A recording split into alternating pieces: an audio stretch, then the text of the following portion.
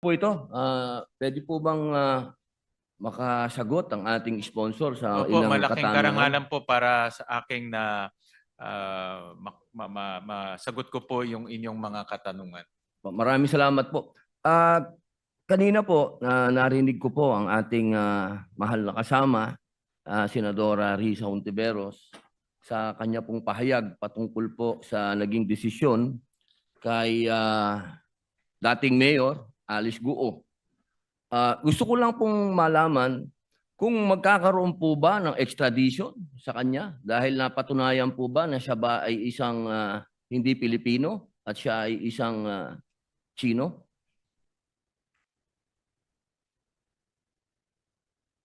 Pakagandang tanong ho yan. In fact, marami nagtatanong ho yan na mga kababayan ho natin dahil na-revoke na ho yung kanyang birth certificate o na-cancela, sorry, yung kanyang birth certificate.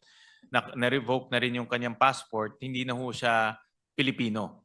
Pero meron ho siyang kaso dito sa atin. Kahapon lumabas nga ho yung qualified human trafficking sentence ho niya. Kaya dito siya, dito niya isa-serve yung sentence niya. No? Pero dahil yung sentence niyon ay lifetime, no? So ibig sabihin panghabang buhay ho siya dito mananatili. No?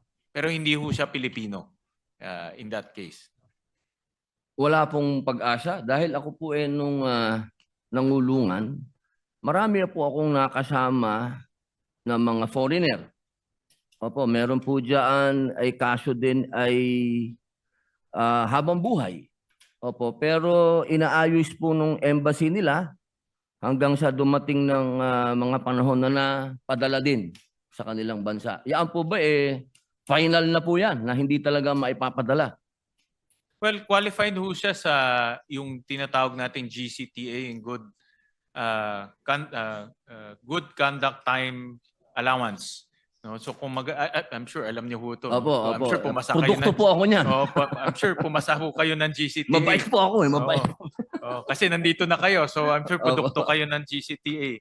So baka nga nandito rin pa siya. yung mga parole officer ko Baka nandito pa. At least alam nila na good conduct ho talaga pinapakita niyo. So qualified ho siya. Potential na umiksi ho yung kanyang sentensya dahil kung nagpakita siya ng maayos na